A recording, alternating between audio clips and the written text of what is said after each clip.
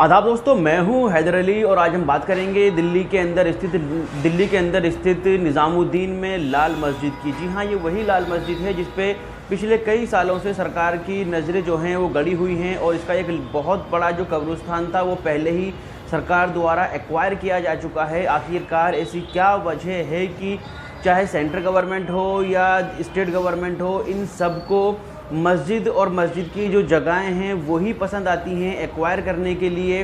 जी हाँ, भारत के अंदर तमाम ऐसी मस्जिदों के बारे में आपको मालूमात है जहाँ पर सरकारों ने एक्वायर कर लिया है और उन मस्जिदों में ताले लगा दिए हैं।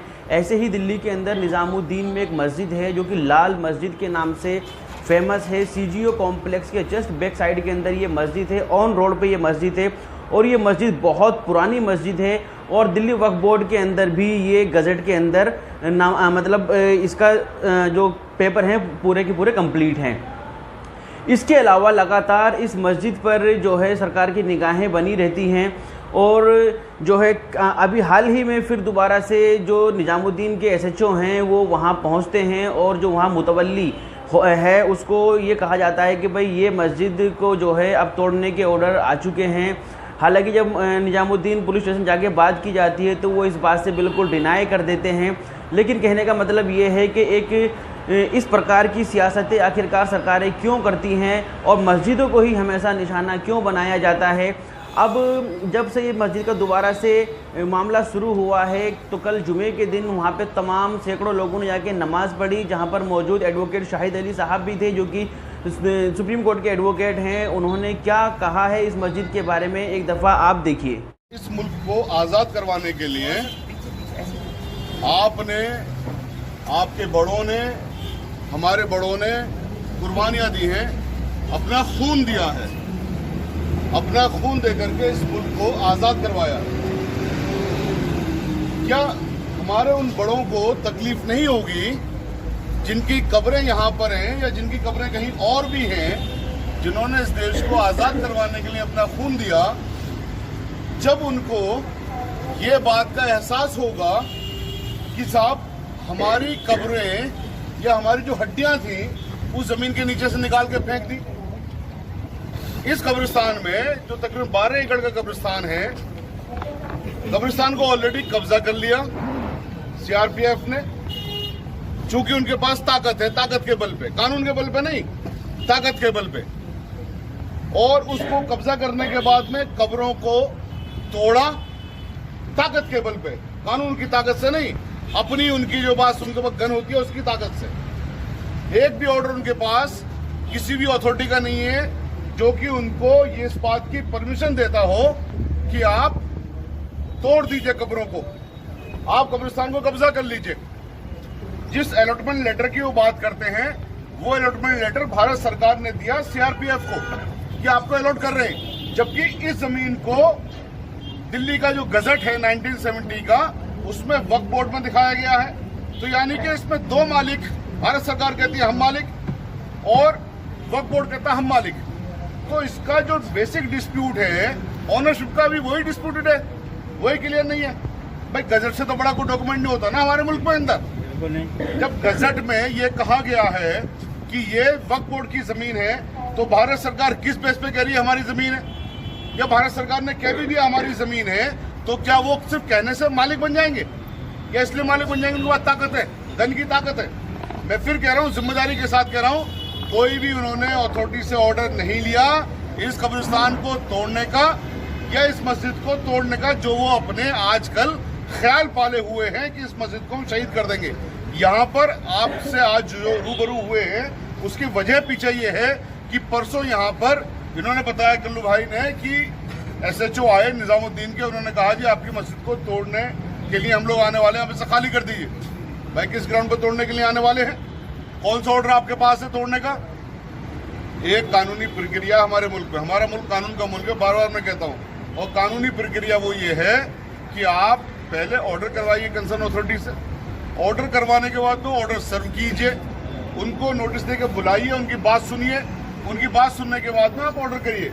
और कोई प्रॉपर्टी और वक्फ प्रॉपर्टी है तो फिर कानून ये है कि उसका ऑर्डर सिर्फ और सिर्फ वक्फ ट्रिब्यूनल से होगा।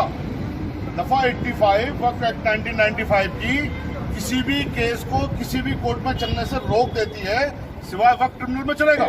तो क्या मैं दिल्ली पुलिस से पूछता हूं, मैं सीआरपीएफ से पूछता हूं, मैं भारत की सरकार से पूछता हूं, आपके पास कोई भी ऑर्डर है वक्त ट्रिब्यूनल का? अगर आपके पास ऑर्डर नहीं है तो फिर आप ये हिमाकत क्यों कर रहे हैं? आपके पास गन है सिर्फ इसलिए।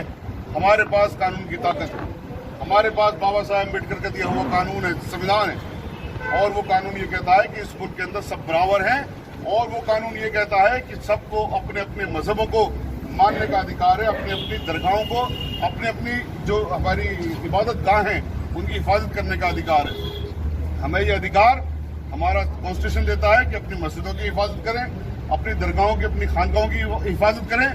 ये लोग केजरीवाल साहब और सेंट्रल गवर्नमेंट दोनों के दोनों मिलकर के उतारू हैं इस मस्जिद को शहीद करने के लिए, जो कि सिर्फ इंडिया गेट से 3 या 4 किलोमीटर दूर है, भारत की राजधानी में है। उस भारत की राजधानी में जो भारत कानून से चलता है, जो भारत इस संविधान से चलता है, उस कानून के मुल्क में कानून की धज्जियां अगर किसी ने उड़ती हुई देखनी है तो यहाँ पर आ जाए लाल मस्जिद पर, और ये देखे 12 एकड़ जमीन को किस तरह से भारत की सरकार ने कब्जा करवाया है, बिल्कुल गैर कानूनी तरीके से। कोई ऑर्डर नहीं उनके पास में कब्जा करने का, कोई ऑर्डर नहीं उनके पास में उस कब्रिस्तान को खाली करवाने का, आज तक भी कोई ऑर्डर नहीं उनके पास में कब्रों को तोड़ने का। किस तरह से हमारी कब्रों से, उन कब्रों से हमारे बुजुर्गों की लाशों को निकाल के इन लोगों ने फेंका होगा, सोचिए जरा, तसव्वुर में लाइए। उन लोगों की लाशों को, जो लोग जंग आजादी में शहीद हुए, उनकी कब्रें यहाँ पर है, किस तरह से उनकी लाशों को निकाल के फेंका होगा। हमें तो इजाजत नहीं है किसी को भी वहां जाने की, क्योंकि यहाँ पर मल्टी स्टोरी पार्किंग भी ये लोग बना रहे हैं, फ्लैट बना रहे हैं, तो जाहिर है खुदाई बहुत गहरी की गई होगी, तमाम लाशें भी वहां से निकाल के फेंकी होंगी। वो लाशें कहाँ फेंकी निकाल के? क्या हमारा हक नहीं है ये बात जानने का? हमारा हक है ये बात जानने का, और बिल्कुल है कि वो लाशें आपने कहाँ फेंकी, सामने कब्रिस्तान है, आपने उनकी बेहुरमती तो नहीं करी, आपने बताइए उनको कहाँ पर फेंका, कहाँ पे आपने फेंका। और मैं तमाम लोगों से गुजारिश करता हूँ कि पूछिए भारत की सरकार से, अगर आप लोग नहीं पूछेंगे तो आज लाल मस्जिद का कब्रिस्तान है, कल आप बेफिक्र रहिए, आपके अपने कब्रिस्तानों के साथ भी यही होने जा रहा है, जो कि इंशाल्लाह हम होने नहीं देंगे।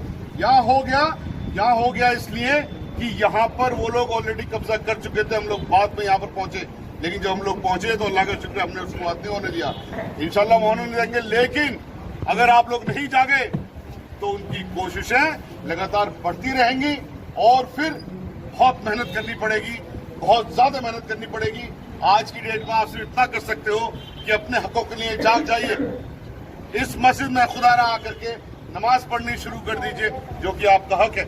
इस मस्जिद की हिफाजत करना आपका हक है, तमाम मस्जिदों की हिफाजत करना आपका हक है। तो मुझे उम्मीद आप सबसे ये है कि जो भी भाई मेरी बात सुने, लाल मस्जिद जो कि सीजीओ कॉम्प्लेक्स के बैक साइड में और पंच बिरान कब्रिस्तान के बिल्कुल सामने स्थित है, पूरे कब्रिस्तान को कब्जा कर लिया, तोड़ दिया, और इसको भी तोड़ने के लिए परसों यहाँ पर इनके पास में खुद यहाँ पर पुलिस आई है, यहाँ के इमाम साहब के पास पुलिस आई है, उन्होंने कहा खाली कर दिए, हम तोड़ेंगे। तो अगर आप लोग नहीं जागे तो वो लोग अपनी कोशिशें करना शुरू कर देंगे। और हम साथ में मांग करते हैं वक्फ बोर्ड से भी, जब वक्फ बोर्ड ये मानता है कि वक्फ बोर्ड की जमीन है, जब वक्फ बोर्ड ने अपना बोर्ड लगाया है वक्फ बोर्ड की जमीन है, तो फिर किसी की हिम्मत आखिर हो कैसे जाती है कि यहाँ पर कोई भी आके कहे कि साहब हमारी जमीन है ये? क्यों आप एफआईआर नहीं करवाते? जब पिछली बार कब्रिस्तान को कब्जा किया गया आपने तब भी एफआईआर नहीं करवाई, और आप आज भी एफआईआर नहीं करवा रहे इन लोगों के खिलाफ। अरे कानून सबके लिए है, कानून में चाहे कितना ही बड़ा अफसर क्यों ना हो, वो अगर गलती कर रहा है, कानून का उल्लंघन कर रहा है, उसके खिलाफ एफआईआर होनी चाहिए। तो हम वक्फ बोर्ड से ही मांग करते हैं कि इसमें आप एफआईआर करवाइए, वरना फिर आपको एक्सपोज करने का काम ये तमाम आवाम करेगी कि आप भी उन्हीं लोगों के साथ चट्टी पहन करके बैठे हुए जो लोग मस्जिद को शहीद करना चाहते हो। कोई फर्क नहीं है आप में इन चट्टीधारियों में। तो खुदारा जाग जाइए और अपने कलम को उठाइए, अपनी ताकत को पहचानिए, और इन लोगों के खिलाफ एफआईआर करने का ऑर्डर करिए, और ये सुनिश्चित करें कि यहाँ पर कोई भी आदमी ना आए, न मस्जिद को तोड़ने की सोचकर या इस मस्जिद को खाली करवाने की सोचकर, वरना इंशाअल्लाह हम ऐसा होने नहीं देंगे, और फिर लॉ एंड ऑर्डर बिगड़ेगा तो उसकी जिम्मेदारी सरकार की होगी। शुक्रिया। तो हमारा बताने का मकसद सिर्फ इतना है कि कोई भी सरकार हो, उन्हें देश के अंदर भाईचारा, एकता और समानता को बढ़ावा देना चाहिए। अगर इस प्रकार की सांप्रदायिक चीज़ें होंगी तो कहीं ना कहीं समाज के अंदर एक रोष पैदा होता है। और भारत तो क्या, दुनिया का कोई भी देश ऐसा नहीं है जो रोष को उत्पन्न करने के बाद तरक्की कर सके। तो इस वीडियो में दोस्तों इतना ही। अगर वीडियो हमारी अच्छी लगी हो तो इसको शेयर कीजिए और लाइक कीजिए, हमारे चैनल को भी सब्सक्राइब कीजिए इसी प्रकार की ताज़ा तरीन और सच्ची खबरों के साथ। बहुत बहुत शुक्रिया। अस्सलाम वालेकुम।